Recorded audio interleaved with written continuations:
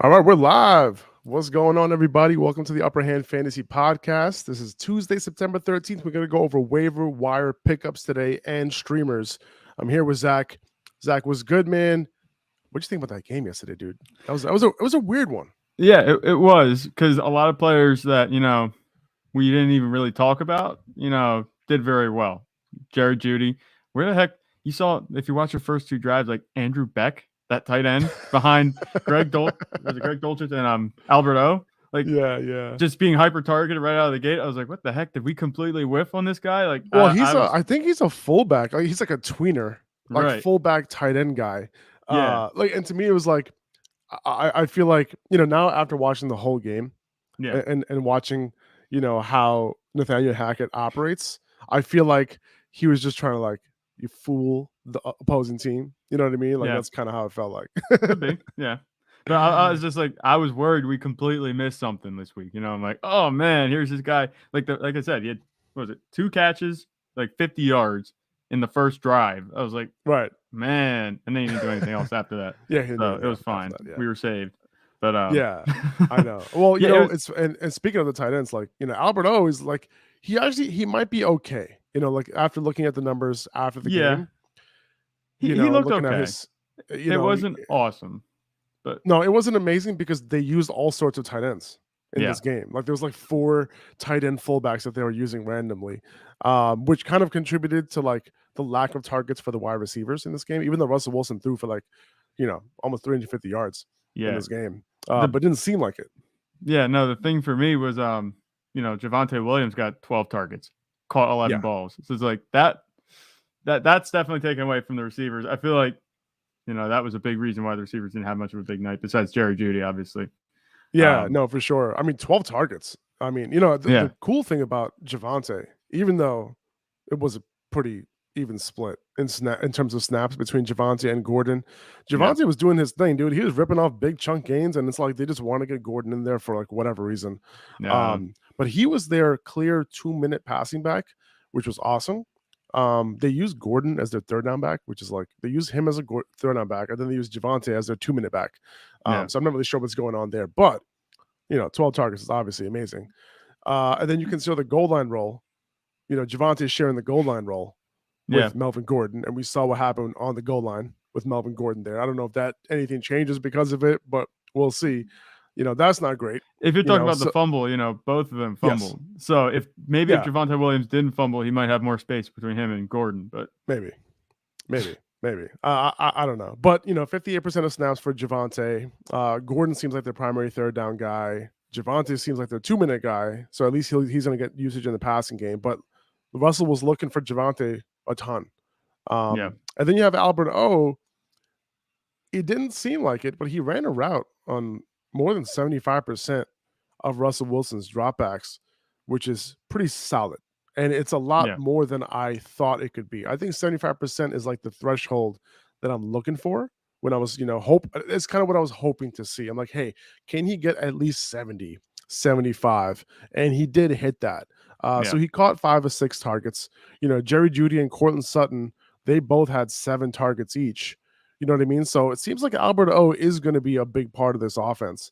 And like we were talking about earlier, like I wish these wide receivers were involved a little bit earlier, like a little bit, just overall, there's a little bit more. Like that Judy touchdown. Mm-hmm. It was honestly a terrible throw from Russell Wilson, right? Like if it was a good cornerback there, that would have been intercepted. Like, but I think it was I forgot, it wasn't Quandre Diggs. It was a different safety that got beat. It was Kobe Bryant. Oh, it was corner. Yeah, you talk about the corner. The safety. Yeah, I thought you talked about the safety that got outrun. No, Kobe Bryant, who like he was guarding Judy there, and then he kind of like he didn't know where the ball was, and then Judy caught it. He's like surprised that he caught it. And he was able to run it in for a touchdown. Right. So a little bit of a fluky play there. But Cortland Sutton wasn't involved until later in the game. He did catch that one big ball towards the end of the first half, but these wide receivers were hardly involved in the first half. It's going to be an interesting offense. It did remind me a little bit of the Packers offense. And it kind of makes sense with Nathaniel Hackett coming through. But we'll see. It's interesting. For first game, a lot of emotions coming back to Seattle for Russell Wilson.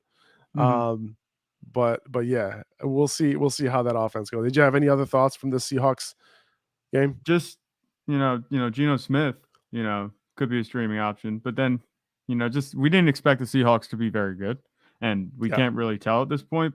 But I can say that the Broncos offense looked out of sorts, they and that did. was weird because they have a lot of good players like Cortland How, Sutton, Jerry Judy, yeah, Alberto, Javonte, Russell Wilson. You think this would have been a game, like they just light it up immediately, and it's a new quarterback. They had the offseason. That was about it. Maybe it'll take a little time for them to start meshing, but I was actually a little bit concerned because outside of that lightning strike touchdown to Jerry Judy, otherwise they would have had 9 points. So like, I'm not too encouraged about that. yeah. And we have a comment here from Josh. Sutton was close to having a big game. 2 pass interferences against him in the end zone. Yeah, I mean, I feel like there's going to be games ahead for Courtland Sutton. Yeah, He's the guy that Russell Wilson's going to be looking for deep. We didn't see a lot of that in this game. It was right. a lot of running backs, a lot of tight ends, tight end fullbacks coming out Fullbacks. of the backfield and in line. So yeah, it's a great point, and I think this offense is going to kind of get shit together. And also, it's like the end of the game, like what are you doing, Nathaniel Hackett? Right? It's Yeah. like, dude, like why aren't you calling a timeout? Move the ball forward a little bit more. Why are you depending on a 60-yard field goal? Yeah. Move He's the not ball. Justin You have Tucker. time. You have a timeout. If I'm not mistaken, did they have more than one timeout? I think they did. They might have. I'm not I think exactly they had sure. 2. I think, but either way, you can spike the ball later, right? Like you're at the 50-yard line. Like you move the ball. You have a minute left. Right. Continue to move the ball. Spike the ball. You have playmakers. He was playing scared, man. He was playing scared. So first game as a head coach, I get it. The nerves. Big pressure game, Monday Night Football. But I'm hoping for better things moving forward for the Broncos. I think it'll happen. Right. And yeah, it looks like Courtland Sutton's going to end up on that missed points post that Steve and Fantasy Guys put out. Yeah. If that's the case, 2 PIs, 100%, man. And by the way, if you guys don't know what Zach is talking about, Fantasy Guides, who Steve runs that account on Instagram. Please post every Monday. He puts out a post with all the missed opportunities that could have happened, all the stuff that we might not have seen on Red Zone, right? And all the stuff that, could have contributed to a bigger day for a lot of these fantasy. And it will give you an idea, how these players might be able to, future in terms of the opportunities that were missed, right? So it's a great, I really like what Steve put together there. All right, so let's get right into the waiver wire, man. We have a bunch of interesting waiver wire names. Now, I got a question for you. Are you breaking the bank on anybody this week? I don't want to say breaking the bank, but I'm making a priority ad. I don't know if we're going to pull the graphic up, but Robbie Anderson. I think, I actually picked him up right before the season started. You did, and you started him against me. Yeah, because Allen Lazard was out. I said, I'll take my chances with Robbie Anderson. I actually really liked what I saw because, for all the crap that you hear about Baker Mayfield and Robbie Anderson, Robbie Anderson not wanting to play with Baker Mayfield in Carolina, clearly that's behind them. They have a connection, and the Panthers offense, it looks like they're looking to get him involved early. So my priority ad for the week would be Robbie Anderson. No, I love it. So I have Robbie Anderson down at 5. But I'm with you, man. Robbie Anderson, it was a bit of a desperate start for you to put him in your lineup against me. Yeah, but it was. we do have deeper. We have 3 wide receivers. We're starting flexes, but 32% target share, right? Very top heavy distribution in Carolina. So it was him, CMC, and DJ Moore, and that's it, right? Like nobody got close to their target share, which is what you want to see. And they only dropped back 30 times in this game. So if they pass the ball more in the future, we could see some more targets that go around. So, right. And I think part of the reason for you is like, we saw Robbie Anderson very fantasy relevant in the past, right? In 2020, he was a solid wide receiver 2 every single week. Couldn't get anything going in 2021 with Sam Darnold, and go figure. So we could possibly see a resurgence from him this year. Yeah. Now, if you had to drop go ahead, a percentage of fab on Robbie, what are you thinking? Out of 100, let's say you have your full. Yeah, like what percentage would you put down on Robbie if you needed a wide receiver? I'd start if you need a wide receiver, I'd start at 10 and see Yeah, if you could get him there. And makes then sense. I'd go up to 15, Yeah, 17. I wouldn't go much higher than that, but if you makes could get sense. him for 10, I'd be happy with that. Yeah, yeah, I agree. I was going to say 5 to 10%, but it really depends on how badly you need a wide receiver. Obviously for me, I like to spend more fab on running backs Yeah, because wide receivers every single week, there's normally a wide receiver that you can pick up on the waiver wire to kind of fill in for you. that's true. Depending on how deep your league is for the most part, so you don't want to break the bank. However, if you think that there's going to be a wide receiver that could be in your lineup every single week, potentially like Robbie Anderson, you might want to spend a couple more dollars because if you can get a wide receiver that you can use every week after week one, that's a pretty good investment right there, Yeah, right? So that does make sense. yeah. Um, did you have anything else on Robbie Yeah, so before I move? this is Yeah, that the go ahead. you said about the target share being there, and you can chalk it up, be like, oh, well, maybe he was only relevant because of that long touchdown, but that's what he specializes in, and that's what you're going for every week, and that's what he got. Baker Mayfield is actually, underappreciated as a deep ball passer. He's not that bad. So you pair that with Robbie Anderson's deep ball threat and his skill set, he could have those long touchdowns, those long bombs, every week. Yeah, no, I'm with you, man. And you know what? Like he's getting the target share on top of that, right? So it's like Right. if you're getting the target share on top of that, you're gonna get routes, you're gonna get targets all over the field, and you're gonna mix it in with that potential deep bomb every now and then. Like that's really what you want, right? Like you Yeah. want that big play potential out of somebody who's going to be getting a lot of targets. So if Robbie Anderson can continue doing that, then hey, man, like, and we saw the connection in preseason as well. So this isn't the first time that we saw a bomb touchdown from Baker Yeah. to Robbie this year. Right. It's the second time. Yep. All right. Let's start with Jeff Wilson real quick, man. Elijah Mitchell is going to potentially miss 2 months right after an MCL injury. Jeff Wilson is the clear number 2 right now. Mm-hmm. I think you can pick him up, and he'll be an immediate back end RB2 play this week against the Seahawks. So if you need a running back, I think he would be the guy to pick up and play. Yeah. And I'm going to mention Jordan Mason now. I have him, I think, at like 14 on this list as a stash. Now that Mitchell's out of the way for a while, that leaves room for someone like Mason, who's now the number 2 back. Not TDP. It's not Tyrion Davis-Price right now. Mason is the one who looked really good during camp, enough to put him above TDP, on the depth chart, and enough for beat reporters to rave about him during camp. So he is a stash in case the 49ers need someone more explosive than Jeff Wilson as their running back 1. Okay. I wouldn't be surprised if there's a takeover at some point, just for a few weeks before Mitchell is back, because this is a long period of time. This is 2 months. So Jeff Wilson could potentially be the back for, 2 weeks, maybe 3, right?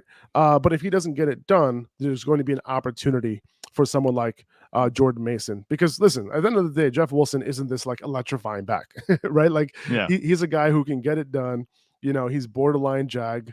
But the 49ers like him. Kyle Shanahan likes him. He has a lot of those intangible skills like pass blocking that, kind of leaves him on the field. And he kind of, he will get you those yards that you need, but he's not somebody who's going to like necessarily make a ton of plays for you. And Jordan Mason can be that guy. So just keep an eye on him. Right. How much fab would you drop on Jeff Wilson? I'm thinking I don't want to break the bank on him personally. Mm-hmm. Like it depends on how badly I need a running back. If I desperately need a running back, maybe I'll put in like 15%. But like, I really don't want to go over 10%, but I get it. He could be a running back 2 for, 6-7 weeks, right? Yeah. So that could be worth something. So if you need to go up to 15% fab on Jeff Wilson, I think that's okay. Yeah, I feel like Jeff Wilson, he's just a really easy add, a really easy pick to, be at the top of waivers. And I think a lot of people are going to be kind of chipping in on him. And if you want to let other people run up the fab, run up the price, then just let it happen. If it gets out of your range, I'm sure people will be going after him. You can let them have him. Unless, you're really in dire straits with your RB situation. But it's only week 1, going into week 2. So no one should really be shooting that desperately for him right now, I don't think, because the running backs, players on your roster still have time to pan out. Yeah, no, I'm with you on that. Jarvis Landry, I have him at number 2 here. The fact that Landry led the Saints in target share is not surprising to me. Like that's who he is. We've been talking about this before the season started, and I felt like he was being slept on big time. So this is nothing new for Jarvis Landry. If you listen to us, he would be on your roster already. Okay. He's a good player, someone who has always demanded a high target share, and he can continue to be involved as the number 2 the entire season. Now, right, he was the number 1 target in week 1, and he has Chris Olave, breathing down his back, right? No doubt Yeah. about that. So, there is a world where Landry continues to be the number 1 target in this offense behind Michael Thomas. I think he can be started this week against the Bucs as like a high-end flex play. If he continues, he'll be in the wide receiver 3 conversation. Now, I'm not breaking the bank on Jarvis Landry, okay? Maybe 5% of fab, something like that, because, you can play him next week.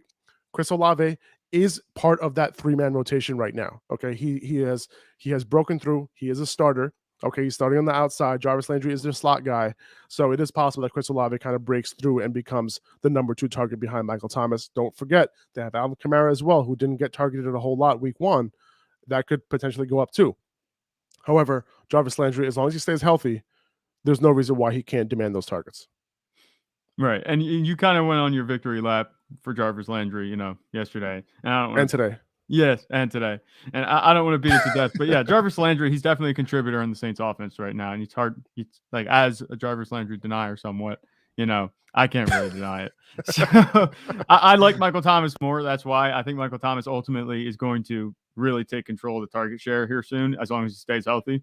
And that's kind of why I'm shying away from Jarvis Landry. But, as he's coming back, getting right into the groove, it might take a couple more weeks before you see prime, Michael Thomas again. And Chris Olave could come on too. Until then, Jarvis Landry, he'll be just fine. Obviously, Jameis Winston has no problem throwing to him. And he exceeded my expectations by a pretty good amount this week. So, yeah, I think if you listen to Faraz especially, he would be on your roster. Yeah. Rex Burkhead, we spoke about his usage yesterday, right? Mm-hmm. 19 opportunities, 70% of snaps in a positive game script. He is the primary passing down back as well. So he has a 3-down role. Mm-hmm. He ran around on 66% of dropbacks. I have the same reaction when I see Rex Burkhead here. Okay. It's Rex Burkhead. So, but you just can't ignore this type of usage. I do think that Dameon Pierce eventually becomes the guy in this backfield, as we spoke about yesterday. I also don't trust Rex to stay healthy the entire season. He's 32 years old also.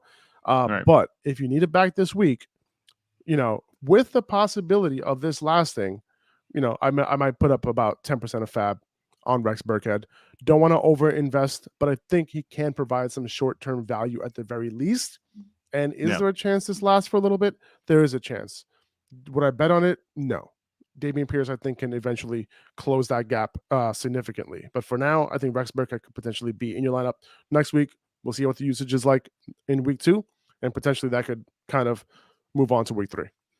Yeah, I think this is a 2 or 3 week pickup, with Rex Burkhead, and then, I mean, if things keep going his way, after 2 or 3 weeks, it may, all the better for it. You picked him up, you got him cheap, and you're good.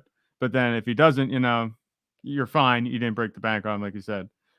You got your value out of him, and you might not even have to start him. It'll just be nice to have. If anything happens to your running backs, you'll be fine. Obviously, we're not saying you should start him over any guys that you have already. These are waiver wire pickups. But yeah, Rex Burkhead, he looks like a good value after 1 week, but we could be overreacting.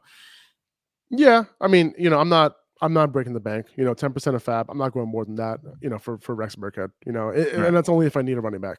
I'm not trying to like pick him up and throw him on the bench. You know what I mean? Yeah. Unless you can get him for less than 10%. That's kind of how I look at it. Yeah. All right, let's move on to Curtis Samuel. Now, I have Curtis Samuel. I had to decide between Curtis Samuel and Dotson, right? And the reason why I chose Samuel to be higher on this list for a couple of reasons. One, he's the guy playing out of the slot. We've seen Carson Wentz historically, before last year when all he had was Michael Pittman, he adored slot receivers. Okay. Yeah. Curtis Samuel in this game, targeted 10 times, targeted on 28% of his routes. He had 4 carries on top of that. And we know he had that in him. So that can be pretty meaningful to have a few extra touches a game on top of the receiving work. Now, he comes with a lot of risk. Okay. His risk is not being able to stay healthy. But I'm taking a shot on him. Like, his depth of target was a lot lower than McLaurin or Dotson. Those guys are running deeper routes, more valuable targets. So if I'm in a standard or a half-point league, I might prefer Dotson. Now, if you don't want to deal with the potential risk of Samuel, simply not being able to stay healthy this year, then you can just go Dotson instead. Samuel is available in way more leagues than Dotson is. So if you're in a 12-team league, there's a good chance that Dotson will probably be rostered, just because there's been a little bit of hype on him over the last couple of weeks, right before the season started. Right. But Samuel, I think, is available in almost every league, and he's a pretty good pickup. I think if he can stay healthy, I think he could be a lot more fantasy relevant than we think. Yeah, and I think that comes from, the rushing and receiving with Yeah. Curtis Samuel. And that's what we've always known he's been able to do. It's just he's always been off the field with injuries. And, we got a taste of what that could look like, especially in Washington, this season. Obviously, the receiver room's a little bit more crowded than when Curtis Samuel originally got there. He just hasn't been able to stay healthy. But he's a contributor, and I think a guy that they're going to look to continue using. I personally prefer Dotson over Samuel on the waivers. That's just me. I was actually drafting Dotson, so that makes sense. I was actually drafting him with the last pick, so I was higher than most people on him, and it looks like Jahan Dotson's going to do all right. Curtis Samuel, though, the usage was there. It was good. I'm not sure they're going to be playing like Carson Wentz could be throwing as much as he did as he did against the Jaguars, but Samuel should have value. I think definitely. I still prefer Dotson. Yeah. So just to kind of sum it up real quick, you have Robbie Anderson as your number one priority this week. Yes. This is my list. So I just want to kind of clarify what Zach likes too. So Robbie Anderson, you have him as your number one priority this week, and you like Jahan Dotson over Curtis Samuel. Who's your number two priority? Is it Jahan Dotson? If Jahan Dotson's available in your league, are you picking him up right after Robbie? Yeah, I feel like that's the way it has to go. I would say Jeff Wilson, but like I said, he's like the most obvious waiver of all. It's a situation where the starter got injured and you're just going to pick up the backup. And nobody really thought that was going to happen, but it did. So people are going to be jumping on that. I'm not jumping on that. I'm going to go after other guys. I think Jahan Dotson would be my number two. Yeah. Yep. Makes sense. Now I have Jaylen Warren at number 7 here, and I want to have Jaylen Warren a little higher, but these guys ahead of him, they might have some season-long value, right? Yeah. So I couldn't put him any higher. But I think Warren's a stash right now. Like he's not, the latest reports are that Najee Harris avoided, a serious injury. He did aggravate that, a Liz Frank injury a little bit, but it's not enough to keep him out, for a long period of time. It is even possible that he's going to be fine for this week. Now, it's also possible the Steelers decide to rest him. I think that would be the smart move for them to do, at least for a game, right? So I do want to pick up Warren for that possibility because he'll be an RB2 play who can get work on all 3 downs. But I also think that when Najee does end up playing when he comes back, whether it's this week or the following week, there is a risk that he re-injures that Liz Frank injury yet again, and it could be even worse. So, and these foot injuries are tricky, man. So Warren should not be on the waiver wire, in my opinion. Even if Najee is back and playing, also I might look into trading Najee right now. The offense doesn't look good. I was worried about his efficiency and the foot thing. And if I can get a package, if I can package him up, and buy like Saquon high or something like that, I do it. Yeah. I don't know how easy it would be buying Saquon right now. Can you imagine? But think about it, right? Like all these people had, I had Saquon ranked above Najee, but most people didn't. And if you drafted Najee in the back half of the first round, you obviously drafted him before Saquon. And the people who drafted Saquon, were they that high on him? Because they took him at the back of the second, maybe. So, obviously Saquon had a much bigger week, so maybe people are going to hold on to him. But some people might value Najee. Now, obviously you can't do a 1-for-1 right now, but I would actually add on to Najee in a package deal for another running back, another RB1. Yeah. No, I think that's right. And with Jaylen Warren, the reports have kind of been like all over the place, especially the last 24 hours. It's like, oh, Najee Harris might be out for a few weeks. Now it's like, oh, Najee Harris might be back next week. It's Jaylen Warren, we saw him on the field. He didn't produce very much, obviously, in the game. But that was extraneous circumstances. They're not going to be playing overtime and kicking field goals back and forth like they did, every week. But I'm not too high on priority for adding Jaylen Warren. I'd much rather try to add Jeff Wilson and maybe even Rex Burkhead than try to throw any of my acquisition budget at Jaylen Warren right now. He's not one of my favorites. We haven't seen much from him. And if Najee Harris, Like if there's that threat of him coming back sooner rather than later, you don't want to be putting out like a good amount of fab for Jaylen Warren just to have him sit on your bench, sit on the Steelers bench too in like 2 weeks. Jaylen Warren, I wouldn't be putting anything more than couple dollars on him. Yeah. 1 to 2% on Jaylen Warren. But he is like, just like how we're stashing guys like Khalil Herbert, and guys like, guys who are potential 3-down handcuffs. He is one of those guys. And even though the Steelers offense isn't that great, there's a reason why we drafted Najee Harris early in the first round. Jaylen Warren looked good in the preseason.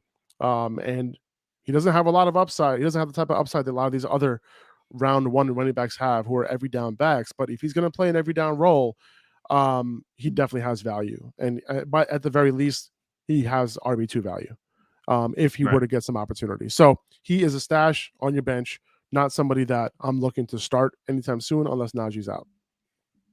Yeah, I hear you. All right. I think that's right. Yeah, Gerald Everett, I have him at number 8. Gerald Everett looked really good in this game. We might have Keenan Allen missing this game with a hamstring injury, and he was running around, I think, on 70% of dropbacks last week on Sunday. So, last week, it was just 2 days ago.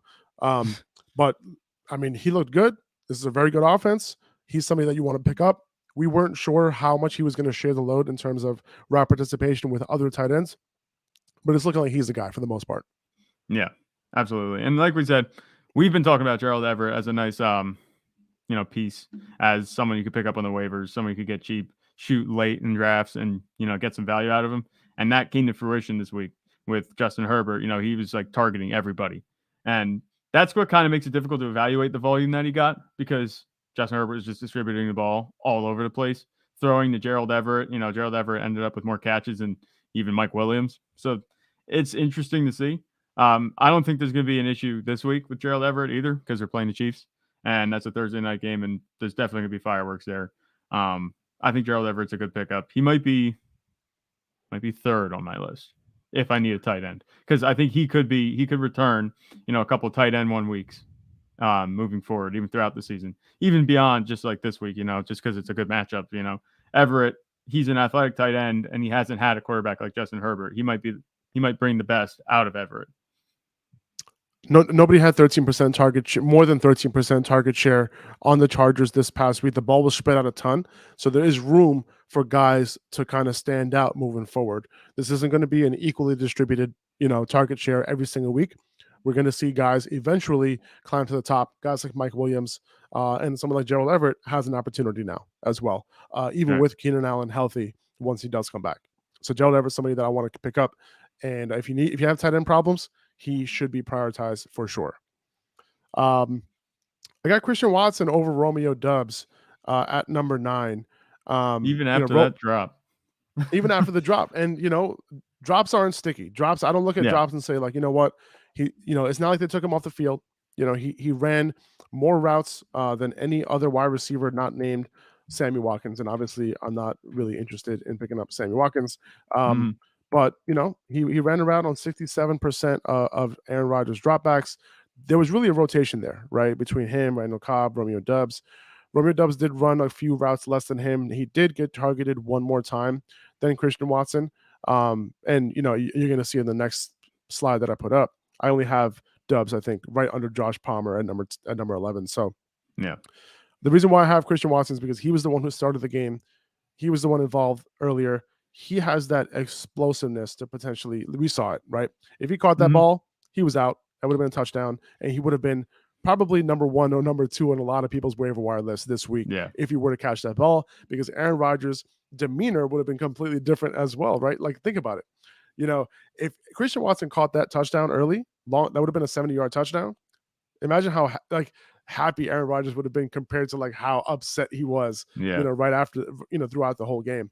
So the vibes would have been completely different for this Packers receiving core, and Christian Watson would have been up there. So he's somebody I want to pick up.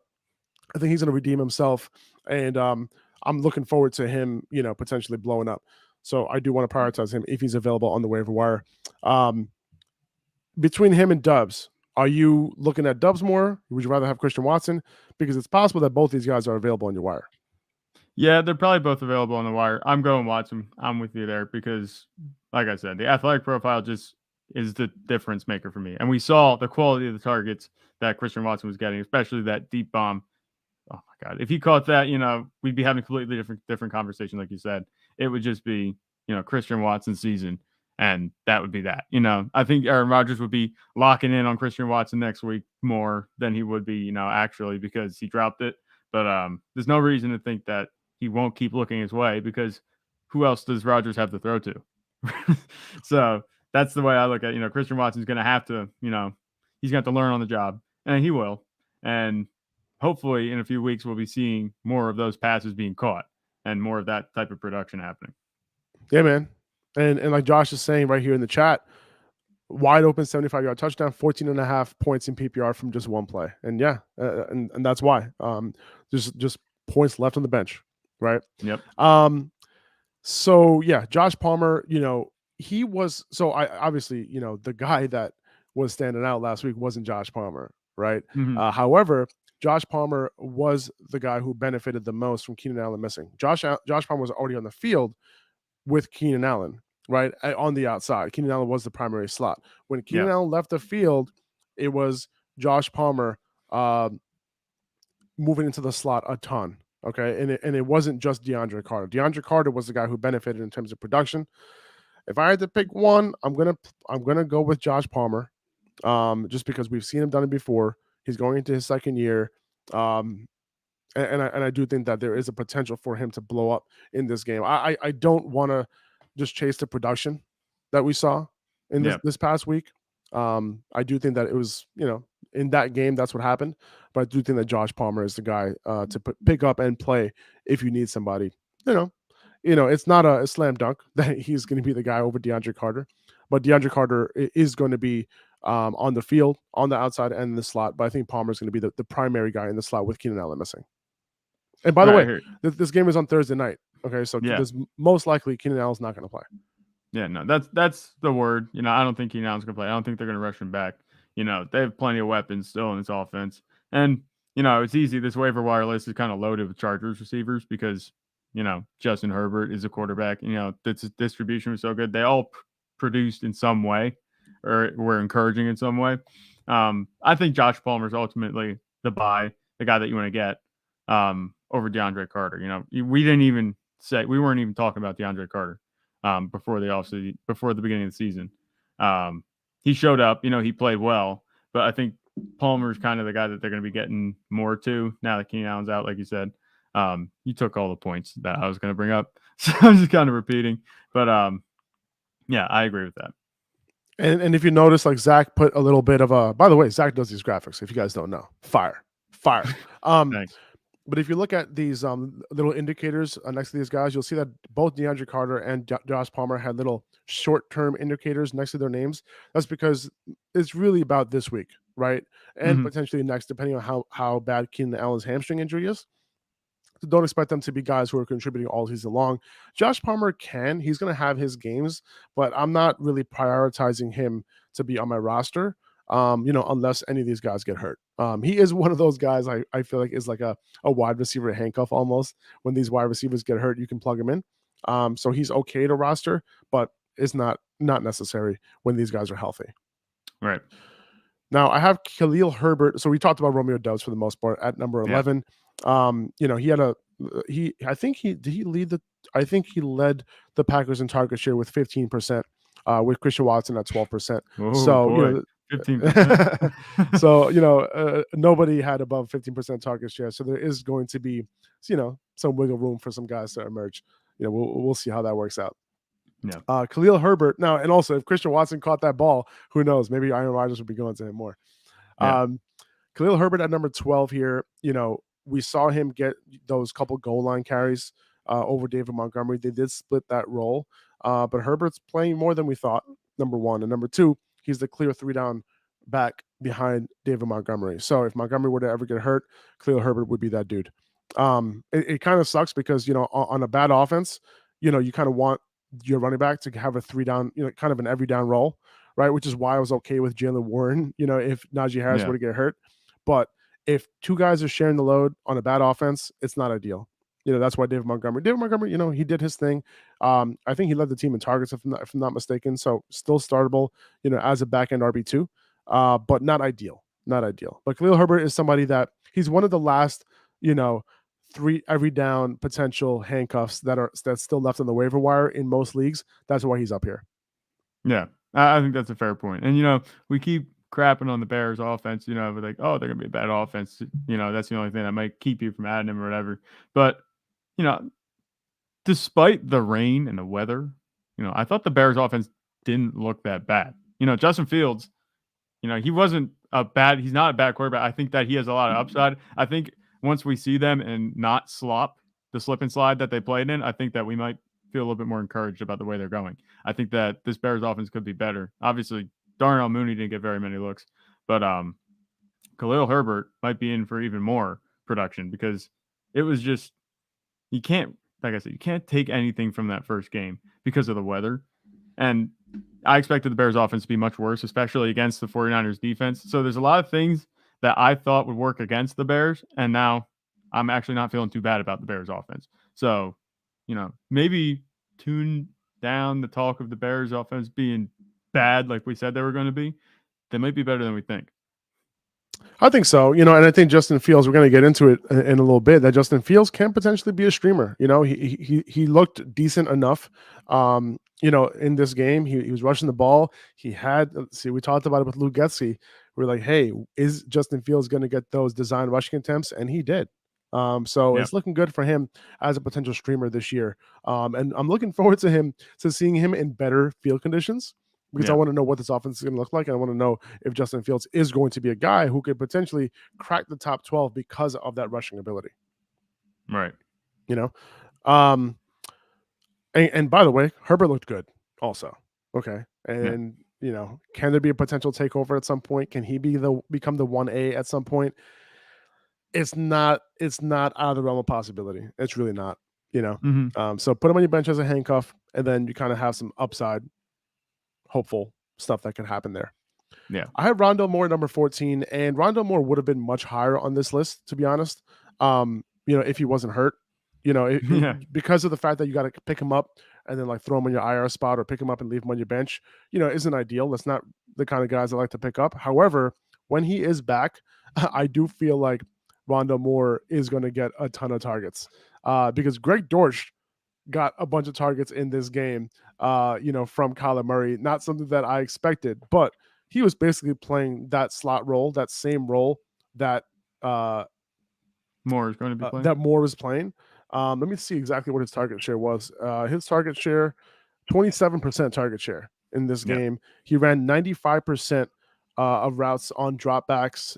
So, kind of plug and play him for Rondale Moore, and Rondale Moore is the more talented guy. So, I think Rondale Moore is going to get a bunch of targets from Kyler Murray. This is why I was high on Rondale Moore coming into the season. And I think that once he's back, he's going to have a big role. Yeah, I hear you. And I think that, the Cardinals offense was hurting a lot from not having Rondale Moore. They're throwing to Greg Dortch. Like you said, Rondale Moore will come back. He's going to give a little juice to the offense, add a little juice to the offense. It'll allow Kyler Murray to be more dynamic, get the ball in Rondale Moore's hands, because if Rondale Moore gets the same target share that Greg Dortch got, we know Rondale Moore is a little bit more, he has a little bit more juice to him, Oh yeah. He's a little bit more electrifying after the catch, that kind of thing. So I think that Rondale Moore, he should be a priority pickup if you're okay with having him sit on, IR, depending how long he's going to be out. He's supposed to practice this week. I think he's supposed to practice tomorrow or something like that. Oh, did you hear that? Yeah, I think there's a report out somewhere that he might practice tomorrow. So okay, that's a good sign. That's good. And, we might see him start moving up, if he's still on the waiver wire. People might be targeting him. People might already have him on their team, but if anybody's panicking, they saw that he was injured and they dropped him first thing because they wanted to go pick up the next best thing on the waiver wire. Take advantage of that. Yeah, Rondale Moore was, I think I saw him right at 50% available. So he's probably one of the most rostered players on this list. Right, and it looks like it was overnight that report came out. I'm just seeing on the sleeper alert that Rondale Moore likely practice Wednesday. Good. I completely missed that. So nice. Awesome. That's good news. No guarantee he plays this week, because it is a soft tissue injury, but that's good news. We talked about Jordan Mason. I have him here at number 15. Don't really want to spend a ton of fab on him, but he's the guy. If you don't want to spend 10 to 15% on Jeff Wilson. on Jeff Wilson, then this is kind of like your consolation that you get for cheap.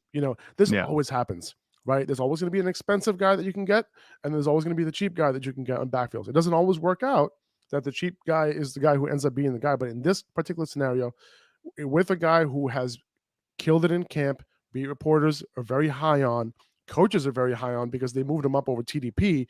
This is a type of situation where you throw a couple bucks at Jordan Mason, a couple dollars, maybe $1 or $2, get him on your team, put him on your bench, and then see what happens over the next week or two. That's how I would play it. I think that's the way I'm leaning with the 49ers running backs. So just throw a couple dollars at Jordan Mason, and then if it pans out, you just got an awesome value, and you screwed someone who picked up Jeff Wilson. Exactly. So I'm glad that I'm getting all your secrets because me and you are in a couple leagues together, so that works out really well. Anything I tell you on this podcast, I'm not going to be, putting together here in the league with you. Although hopefully nobody else watches this podcast that I'm playing with, but at the same time, watch the podcast. There's a lot of good stuff here. Right. All right, moving on to DJ Shark at number 16. I wasn't high on DJ Shark at all coming into the year, just because we haven't really seen him put it together for a couple seasons now. He had that breakout year a few years ago, but since then, really been on and off. Was hurt, also had that hurt year. But if I'm not mistaken, did he lead? No, obviously he didn't lead. Amon-Ra led the Lions in target share. But the Lions' share of targets. There you go. 22% of targets still for DJ Shark, even with Amon-Ra St. Brown seeing 32% target share. He ran the second most routes, just one less route than Amon-Ra St. Brown. And that he's going to be going deep. He saw 8 targets in this game. So somebody that, he's not going to be cheap, expensive on the waiver wire. You might be able to get him for free. You might be able to get him for $1, but he's somebody that you might want to add, on your waiver wire. If you're in a 12-team league, 14-team league, put him on your bench. He was being drafted in some leagues late, but if he's available, throw him on your bench. See what happens next week. I don't want to put him in my lineup, unless you're in a very deep league. But I want to see what happens. Maybe he'll become the number two target. They did bring him in, to kind of be that guy. Obviously, at some point, we're going to see Jameson Williams, maybe like later in the year. But until then, I think DJ Shark has the ability to potentially emerge as the number 2 target. And, it's possible that it's TJ Hawkinson, right? But, we'll see. We'll see how that works out. TJ Hawkinson had a 19% target share. So he's right there. 1 target less than DJ Shark. Yeah. And, DJ Shark, I look at this is a quality ad. This is a high upside ad if you could get him for cheap. And I look at him, he's a much better receiver to have on your roster, have on your bench even, than a guy like, you can try and shoot for the offenses that are, really good. You look at like Russell Wilson, at least what we thought they were going to be really good. Like if you have KJ Hamler on your bench, just take him. I'd drop him for DJ Shark right now. For sure. Because the Lions are going to be presumably in the negative game scripts like we saw against the Eagles. And that's very fantasy conducive. And that's how you get performances like this. DJ Shark, he's not someone we're really talking about over the offseason or going into the season, but the first week shows that he's going to be getting the usage that we kind of like to see, and especially for a waiver wire pickup, a guy that's floating around there. I'd say pick him up. I wouldn't be afraid to throw a few extra dollars even at him, like maybe. Okay, 5. So would you go like maybe 5%? Yeah, I think 5. Yeah. I think that's where I kind of cap out. That's if I'm. And are you doing that if you really need a receiver? Are you doing that if you just want a solid ad on your bench and you have some solid receivers? How are you treating that? So obviously, if I really need a receiver, I'll do the 5 for DJ Shark easily because of what we saw. He got a touchdown. He had the target share. Both of those things were very good. And Lions are probably gonna be a bad game script. If I have already a good wide receiver core, it depends who I have on my bench. Like I said, if you're sitting there with KJ Hamler and you're thinking that you're going to get the upside out of him, I'd rather go DJ Shark. Yeah, agreed. I think he's a good. If you can add him, maybe even for free, say nobody wants him, just add him and just claim him off the waivers, just as depth. No problem with that. I would do that. One or two, I'd kind of be. I wouldn't be too inclined, but if I really wanted to, I would. It's only 1 or 2, like $1, $2. I wouldn't be worried about it. Yeah. I have Damian Williams at number 17. And this is an interesting one because like Damian Williams, like, what are you talking about? Like Damian Williams was actually the guy on the field for the Falcons before Cordell Patterson, before he got hurt. Damian Williams had a rib injury. He was their guy. Cordell Patterson really only got the work that he was getting because Damian Williams got hurt in this game. Damian Williams was leading in early downs. He was actually he was on the field for a few passing downs as well. So keep that in mind. Damian Williams, he's supposed to be practicing this week. He might be back as early as week 2. It doesn't seem like a serious rib injury. So he's a little bit of a sneaky ad, for the Falcons. Now, we talked about, there might not be a ton of value in the early down back for the Falcons. However, it seems like he might be using the passing game a little bit too, and we know that he has that ability in him. I've always called him a jag, but it is what it is. Opportunity is opportunity. And if he is supposed to be their primary back, with Cordell Patterson, I think there could be some value here. And there is a possibility that he was supposed to be their primary back, over Cordell Patterson, because the way they started out the game, that's the role that he was playing. Yeah, this one I feel is a little bit deep for my taste. You know what I'm saying? I think this might be a little bit of a stretch. I'm not too turned on to the idea of Damian Williams being the starter there. I think Cordell Patterson showed that he has a lot left in the tank, and that's exactly what we were saying this time last season when he had a good performance, But I think Patterson, is their best running back. I think that he's going to continue to dominate. I don't think Damian Williams is going to be too much of – he's not going to be a factor that's taken away from Cordell Patterson enough for me to say, okay, let me add him and maybe hope that he'll take over. Unless anything happens to Cordell Patterson injury-wise, I don't see him doing too much. I guess, Patterson's a little bit older. Maybe he won't get the workload, that same workload they got week 1 every week. But I'm not betting on that. I'm not really looking to pick up Damian Williams, but I hear what you're saying. I don't know, man. Like, to start, here's what the snap count looked like for the first 10 snaps before Williams got hurt. He played on 7 of those 10 snaps, and he saw more snaps than Patterson on early downs, and he saw more snaps than Patterson on third downs as well. So, it's possible that Cordell Patterson and we saw Cordell Patterson see more than 20 carries in this game, which you hardly saw last week, or last year. I'm sorry. So I think this is a little bit more sneaky than we think, and he might have some value. And it seems to me like the Falcons had a lot planned for Damian Williams, especially considering the fact that they put him on ice for the entire preseason. Right. And on top of that, Tyler Algier was a healthy scratch. Yeah. In week 1 too. So they were planning on using both of these guys. So this is interesting, man. Like, Cordell Patterson, I hate to say it, but he might be a little bit of a sell high to me this week. There's nothing wrong with that. I wasn't big on Cordell Patterson going into the season, but now, I watched obviously what happened last week, and he looked a lot better than I thought he was going to, especially after what we saw in the latter half of the season last season. But I think sell high is fair.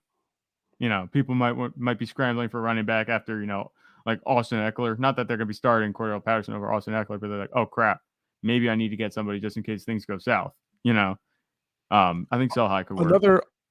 Another way to approach this Cordell Patterson situation is that whoever had Cordell Patterson yesterday might be feeling very safe with their running backs that they have in their roster.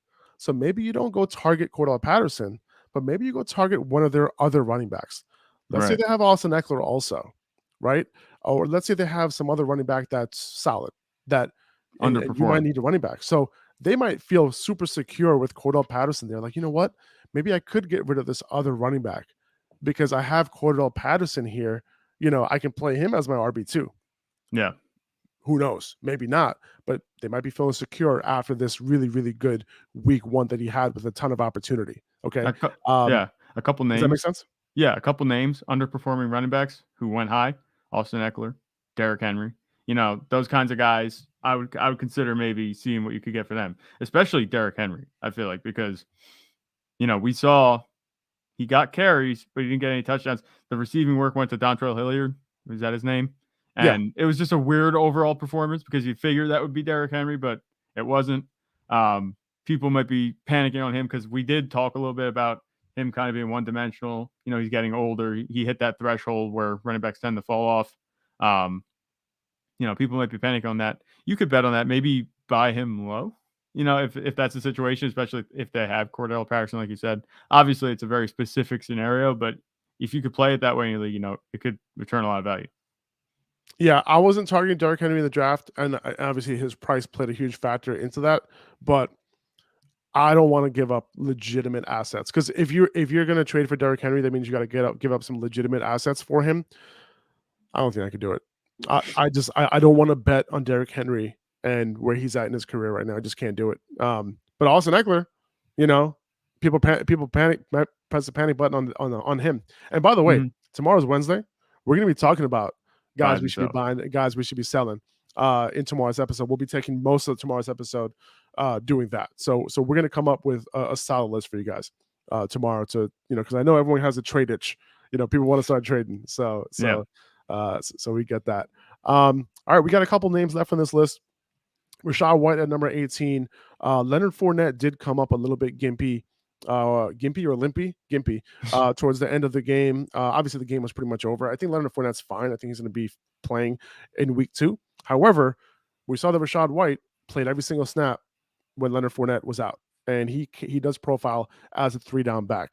If Leonard Fournette were ever to get hurt, Rachaad White is one of those guys, can be an every down back on an amazing offense. So he's and we know how much Tom Brady loves to check it down to his running backs, and Rachaad White's one of he was like one of the best pass catching running backs in this past draft, and he could kill it if he were to be the starter there. So somebody I want to have on my bench, and it's somebody I don't want to drop. Yeah, definitely. And that's why we have the long-term stash next to his name.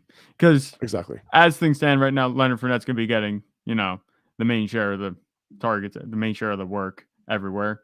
But like you said, he did come up gimpy. And we know Leonard Fournette has a way of, missing a game here or there where Rachaad White could be plugged in. Almost like Alexander Madison type, that kind of security. Obviously, he's a rookie. And, it's hard to say. But, the way that the offense is trending, it looks like it's going to be a good offense again. Tom Brady at the helm. Rachaad White, definitely someone that you should keep on your bench. I wouldn't consider dropping him unless, he would get injured. Yeah, exactly. Now, a couple of deeper guys that to take a look at. Zay Jones, one of the bigger free agent signings that the Jaguars made, a head-scratching one. However, he did have the same target share as Christian Kirk. Christian Kirk, I'm pretty sure Christian Kirk went over 100 yards in this game. He looked good, and it continued off of what we saw in preseason from Trevor Lawrence. So I would say that Zay Jones is another guy, deeper leagues, sneaky stash you can get for like $1, if that, that you can add to your bench and kind of see what happens, because he played, I think he played every snap. Let me just double check that. He played, he played one less snap than Christian Kirk. I'm sorry, he ran one less route than Christian Kirk, and he had the same number of targets, catchable targets, that aren't throwaways. So 25% target share for both of them. So we shouldn't, just throw that away. We should just add him speculatively. I said it. Just to end of your bench to see what happens. See if that continues, because Marvin Jones might end up taking a backseat here. Yeah, and I think that the Jaguars' offense, the passing game looked much more lively than it did at any point last season against Washington. So and look at the coaching staff, right? Completely different, right? You had Urban Meyer there, and then you have Doug Peterson here. So it makes sense. And Trevor Lawrence moving into his second year. And Trevor Lawrence, he still has a way to go. He missed a couple passes. We know, obviously, Travis Etienne, that had a lot of us screaming. But, he has a way to go, but he's obviously picked it up from last season, and they're much more dynamic on offense after the offseason additions that they made. And that's only good news. This isn't the same Jacksonville offense that we saw last season. And there can be fantasy relevant receivers, actually even like 2, like we just said about Zay Jones possibly being there. Kirk is clearly a number 1, and he's looking like he's going to be a value. But Zay Jones, I'm picking him up if I can. Yeah. And the last guy we have on this list is somebody that you might want to add at the end of your bench. Somebody you could start in a pinch if you're desperate, because we know that they like to use him near the goal line. That's Kenny Gainwell. Yeah.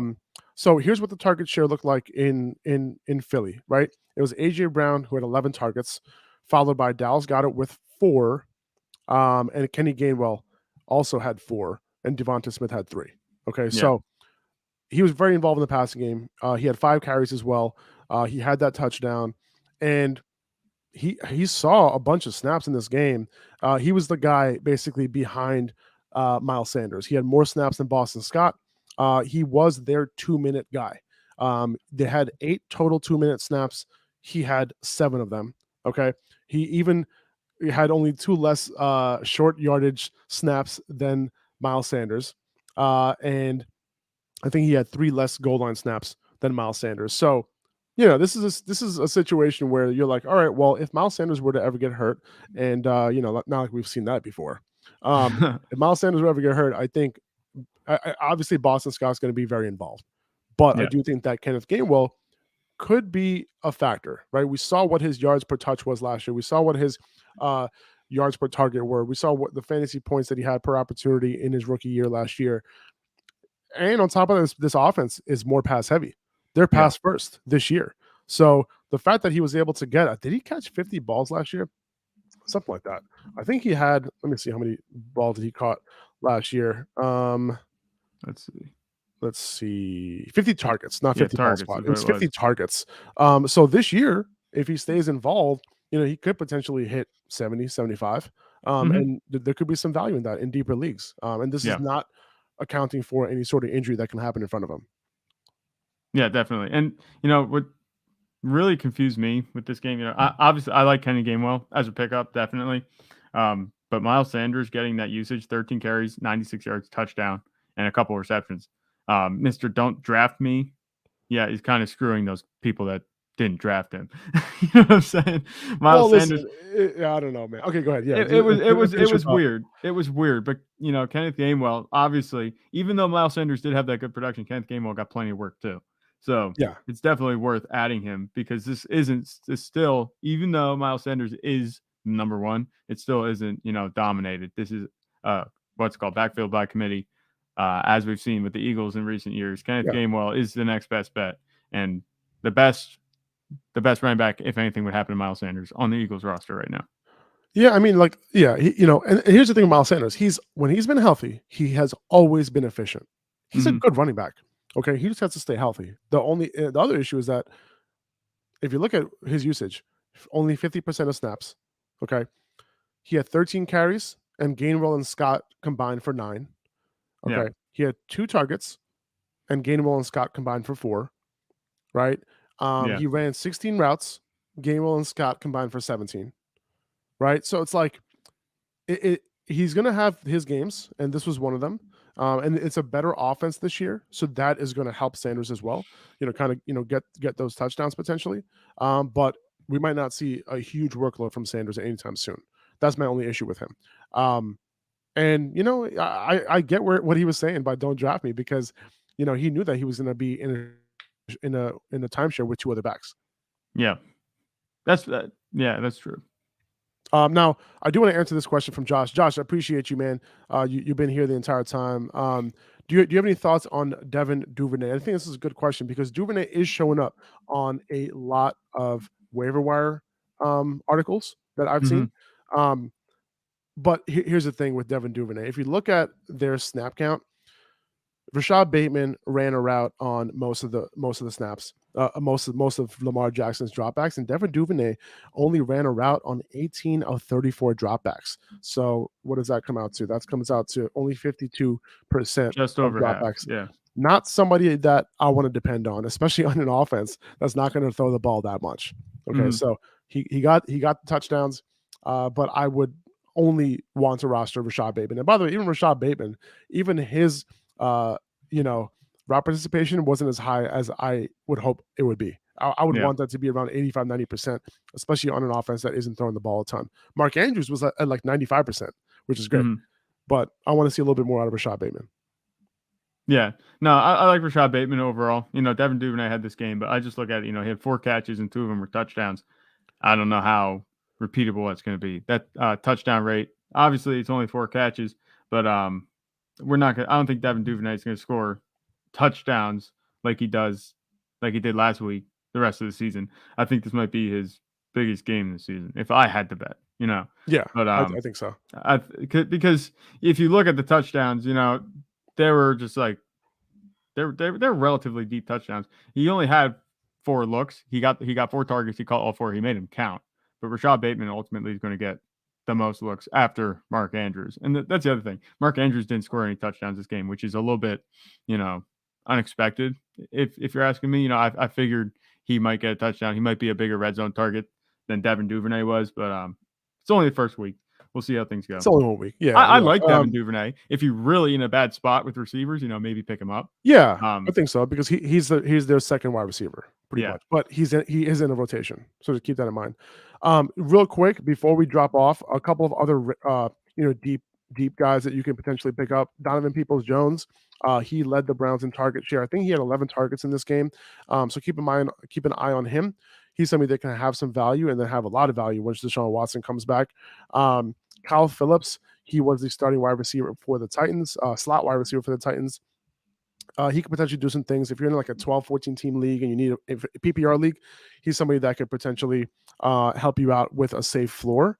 Quarterbacks, a couple quarterback streamers, Carson Wentz, and you talked about this yesterday. He's going up against Detroit in Detroit this week. I think he is a very solid pickup. You can plug him in and play if you need to. Jameis Winston versus the Bucs this week. I think he looked solid. Obviously he has the receivers, he has the weapons, and they're going into the season with a pass first mentality. Yeah. Derek Carr versus Arizona. Derek Carr looked terrible in this game this past Sunday. No surprise to me. However, he's going up against Arizona, and Arizona's defense looked terrible this past week. Obviously, it was against Patrick. Derek Carr can put together a decent game against Arizona. Marcus Mariota at the LA Rams. Marcus Mariota had a huge design run rate in this game. He has a couple weapons. Hopefully, listen, Drake London looked good, man, in his first game, over 70 yards, 5 catches. So he has a couple of weapons and he has the rushing ability. So if you're really in a pinch, Marcus Mariota can be there. Also, Matt Ryan at Jacksonville can be a solid pickup.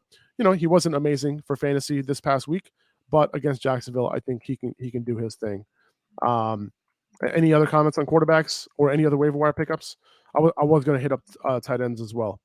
Yeah, I think that about covers it for me. Okay.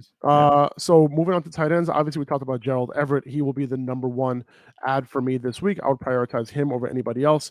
Juwan Johnson on the Saints is somebody who can emerge because we didn't see this last year, but this year Juwan Johnson, he ran a route on 80% of Jameis Winston's dropbacks, which is a big number. So take a look at Juwan Johnson if you're in a deeper league and you need somebody to stream. Let's see. And I had somebody else. Who did I have here? Oh, I also had – who did I have? Oh, yeah. Hayden Hurst. He also ran a route on about 75% of Joe Burrow's dropbacks. So he is also in play, especially if T. Higgins were to miss this game this week. And then Taysom Hill is not somebody that I'm looking to add, desperate, only in a desperate situation, because he only played on about 50% of, no, not even 50% of plays. 50% of, no, even lower than that. He wasn't on the field a ton, basically, what it comes down to. I'm trying to wrap this up. That's why I'm not looking at my notes. It was all gadget plays for Taysom Hill. That's all you got to know. Pretty much. A couple defensive streamers. You got Cleveland at home against the Jets, Green Bay at home against Chicago, New England in Pittsburgh, and Carolina at the Giants. And that's it. That about covers it, guys. Appreciate you guys. If you have any questions, hit me up over on Instagram. We'll be having the waiver wire post up. Ask your questions there. But until tomorrow, we'll be back tomorrow at 9 a.m. No, I'm sorry, at 12 p.m. at noon Eastern time. We're going to talk trade targets and sells. We'll talk to you then. See you guys. Take it easy.